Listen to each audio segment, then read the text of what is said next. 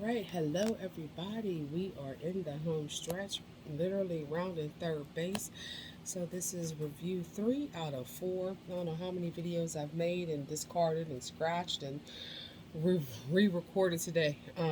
But it's all for a good cause. So I am all well and good with that. So if you guys haven't checked out the other videos on my fledgling channel here.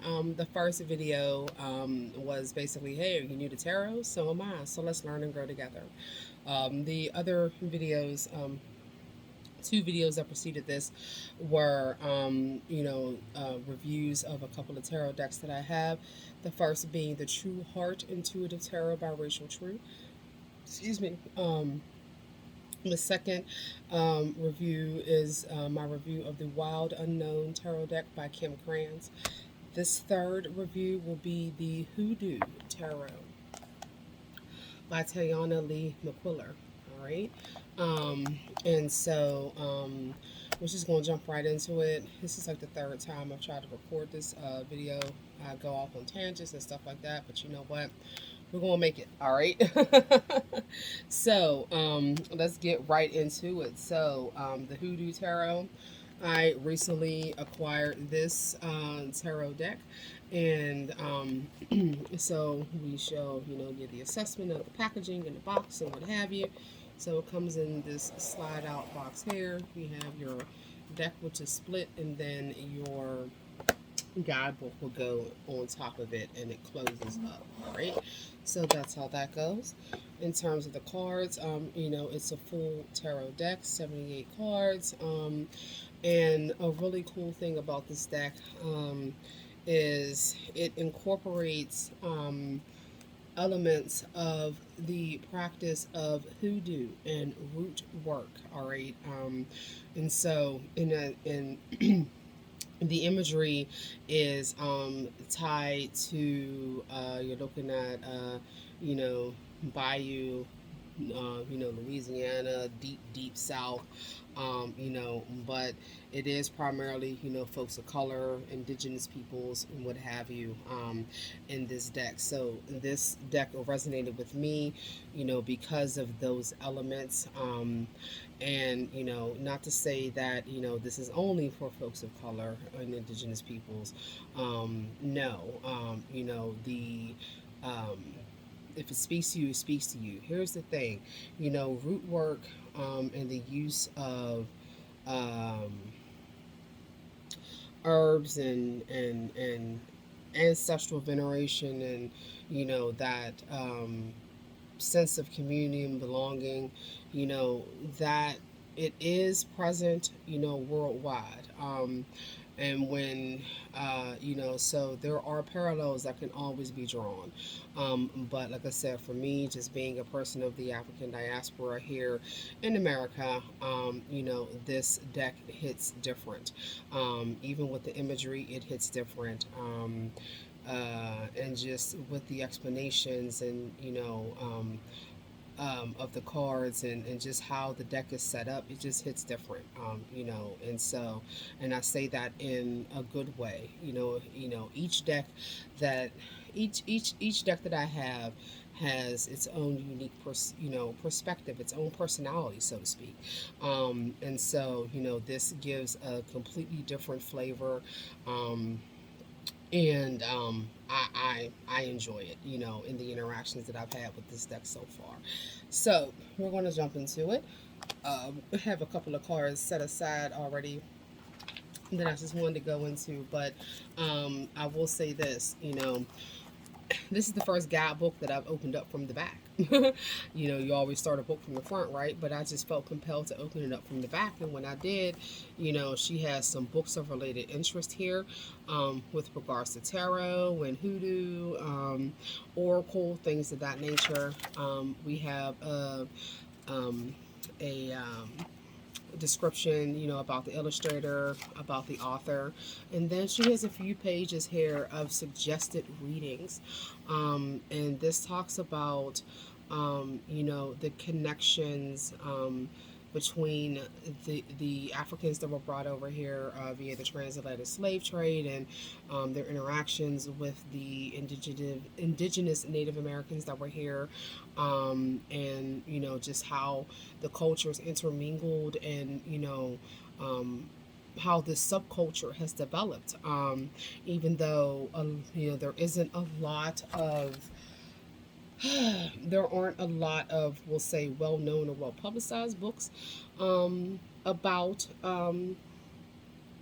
anything that isn't, okay, hey, slavery, and then here we are. Um, now we can say that that's by design. I believe it's by design, but that's neither here nor there. Knowledge, even though it gets temporarily lost, it is never truly forgotten, and it always finds a way. So, my tangent aside, a number of the suggested readings, the Black American religious experience, hoodoo, conjuring and folk magic, historical background. There's a number of different things here that Indigenous Americans, tarot and occult. There's just a number of very, very interesting readings that are suggested here. This is the first time that I've seen it in a tarot deck, and I am very interested in it, and I will be doing so. I have some homework to do. But one thing that drew me to this deck, aside from, well, not aside from, as a part of the fact that it does focus on root work based off of these shores, is for the sake of study and learning. And sometimes you have to go outside of the box of what's traditionally presented to you to learn more about what's going on and what has happened, because history is written by the victors. Okay. And so those who are in charge are the ones who are going to write the history. And there are places in this world that were actually taught a completely different thing about the Holocaust. And Hitler was looked at as a hero. And when it was presented that, hey, this is not there's a completely different picture that was painted on the other side, folks were completely shocked at that. And a good example of a telling of that reality, if you take a look at Trevor Noah, he has a book called Born to Crime, and then his comedy special, but he reiterated, or he regaled a story that yeah, there were people that honestly were taught a completely different story about the Holocaust. So that's just an example of how, when history is influenced, and there's a slant, and it's based off of who wrote it, and that influences generations of people.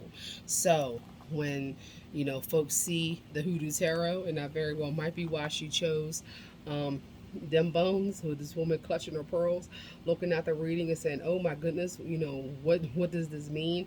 Unfortunately, on these shores, when we see something that's hoodoo or voodoo, or even Santeria, anything that is not Protestant or Catholic or whatever, it's bad, and that's not the case. Okay.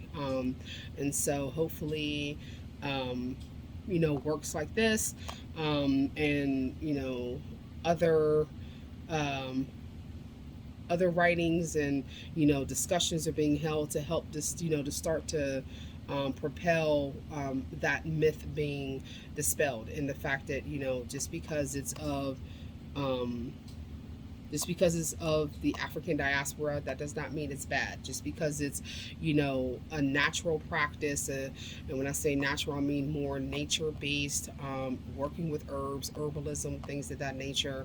It's not bad. Just like when I said with regards to tarot, divination, it's not bad. It's not evil. Your intent means everything. How many times do we hear about folks using their religion to justify heinous acts, murder, pedophilia, spousal abuse, even rape and things like that, when it's, but it's being justified by religion. So there's always a light and a dark, there's always a yin and a yang. And, so we need to work on dispelling some of those, negative connotations that we have. So with regards to the book itself, the guidebook, she goes into an explanation of just of hoodoo, and root work, and then with regards to how the cards are set up, what's really cool is the major arcana are actually represented by what's known as the elders. Okay, the court cards for your suits, that will be your typical page, knight, queen and king. You would also see in other decks mother, mother. Well, this you see it as the family, so it was mother, father, son, and daughter. All right, and then the other cards in the suits are the community cards. Okay, um, her explanations. Of the cards, she does speak about reversals, but she also poses questions as part of the card meaning, like, okay, how would you feel about this situation, or what would you think about that, just to have, just to provide some interest, an opportunity for introspection as you interpret the card. There are Bible quotes that she lists, and again, it's not sacrilege or anything like that, but the quotes, the Bible quotes that she lists actually support the meaning of the card and provides additional food for thought. And that root work spin to it, there is a related plant that's listed that is used in root work for, that's tied to the meaning of that card. So a very, very good and different perspective on the interpretations of the cards. Thorough, in my opinion, and it's, yeah. And then the suits themselves, you normally would have wands, cups, swords, and pentacles. So wands are represented by sticks. Still the same theory that it represents fire and action. Baskets would be cups, and that's emotion. Knives would be swords, and that's air. And so that's thought. And then your coins will be pentacles, and that's your earthly manifestation. All right. In terms of the readings and spreads, she has a number of spreads here. One spread that I've done that I really enjoy is the See About Your Folks, or See About Your Folks Ancestor spread. It's a 9-card spread. It asks, hey, what do I have for my maternal ancestors? What do I have for my paternal? What does the maternal line want from me? What does the paternal line want from me? What am I underutilizing from each line? And who wants to connect with me? And then, what will be accomplished if you and that ancestor were to work together. So, that spread, I had a really good reading from that. I really enjoyed that spread.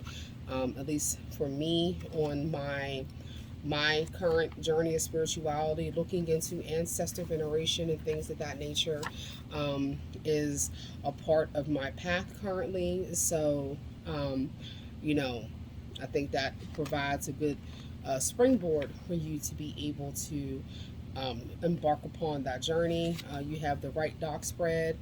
This is a 6-card spread, and it talks about basically, if you're seeking advice from somebody, is this the right mentor for you? If you need some clarification with regards to what your intuition is saying, or are you blocking your intuition from, are you not listening to what your intuition is telling you?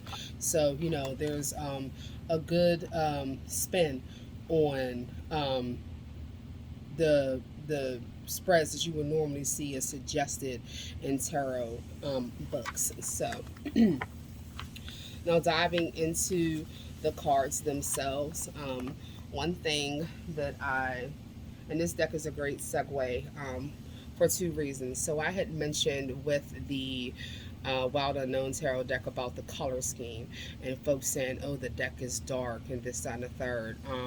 And that's, my interpretation of that. You have pretty monochrome um, deck, so it's Wild Unknown is black and white with pops of color. When you look at this deck, it is monochrome. It's not black and white per se. Sepias is like that more cranberryish tone, so to speak. But this is kind of like a brownish, a tan, but it is monochrome in a sense. So folks might get the impression that it is a dark deck. And then, of course, if you're not fully understanding of root work and religious practices of of indigenous folks, or even of African traditions and things of that nature. You hear hoodoo, and all of a sudden, oh my gosh, you know what I mean? So dispel that, squash that, push that to the side, okay? Yeah, it's monochrome, but the pictures are very striking, they're very telling. You still get the messages, and you can definitely get positivity, okay? Monochromatic does not mean negative, all right? So if you come across a deck that is primarily black and white, or another form of monochrome, that doesn't mean that it's dark, okay? It just means that it's not colorful. Two different things, all right? The readings that I have received from this deck have been very matter of fact, and forthcoming, so to speak. There's no muss, no fuss, no fluff. I don't really have to seek too much clarification, but for me, you know, I am very, very interested in the imagery and the stories behind the imagery for me to learn more about uh, this uh, tradition in particular, along with other, religious traditions. So I think that for me, this was right on time, and it hits home. Okay. A couple of the cards, I had mentioned the Fool in the Wild Unknown deck, and the card for the Fool in this deck is actually the Free Man. And when I saw that, I'm like, wow, now that is deep. When you think about what do you do after you've been released from bondage? Do you go out and act a fool, or do you take calculated risks? And do you think about your decisions and things of that nature? So, you know, the free man being the representation of the fool, to me, was very, very, very striking. Um, and so when you go into the major arcana, again, they're represented by the elders. And again, in African African traditions, African American traditions, um, you know, uh, your elders um, are to be venerated and to be respected. So when you look at the major arcana card of the three, this is represented by, this is the Empress, and this is represented as the Big Queen, and this is a Carnival um, High Priestess, okay, or an elder in a Carnival. So you have that um, indigenous influence there, okay, but but she represents the Empress, and the energy that comes there with that wisdom, that guidance, that strength. So this is your Empress card, the Big Queen, okay. And speaking of strength, you have a woman that's holding a puma, okay. Normally in other decks you would see the woman astride a lion, all right, but holding the puma, standing there, you see the strength in her eyes, you see the animal there. um, but again, this deck hits different, all right. And again, like I said, my lighting, as I mentioned in other videos, is subdued, but the deck is monochromatic in color, but that doesn't necessarily mean that it's dark, okay. Another representation of um, um, folklore or beliefs with regards to the African diaspora here in America. You see the six of coins. So this is again physical manifestation, and I know somebody has heard their mama or grandma say, "Your hand is itching. That means you're gonna get money." So if your left hand is itching, oh, you're gonna get some money soon. And you see that there's, money here. The dice has a seven. Lucky number seven. You won the pot, right? So like I said, so the deck hits home. Now, some of the imagery, like I said, is a bit striking. So I'll just put this out there. This is the Two of Knives card. Okay. And like I said, so you have some images that are striking, all right? But again, you have heavy cards. And that's just present in every single deck, right? Um, but one of the good things about it is, like I said, I got very good, succinct readings from it. I enjoy handling the deck. My shuffling's off, guys. I am tired. I will tell you, but a good feel from this deck. I like it, and like I said, I do intend to really dive deep into this deck. Like I said, I got it not too long ago, and so have interacted with it. Want to get more interactions with it, but just reading about the different folks that are in here, like the major arcana. So the major arcana, you have a different elder, and so she um, gives the anecdote of famous root workers throughout history.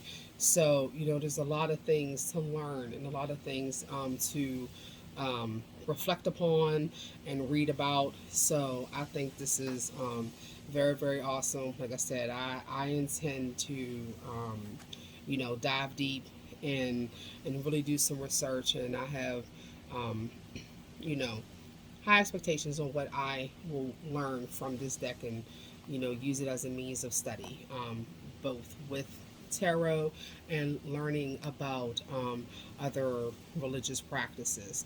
So the Hoodoo tarot, good impression. Again, monochromatic, but that doesn't mean it's dark. Very good, succinct readings from it. Um, yeah. So, as always, be mindful to walk in love, light, life, and peace, and do something for yourself today that made you feel better than you did yesterday. Take care.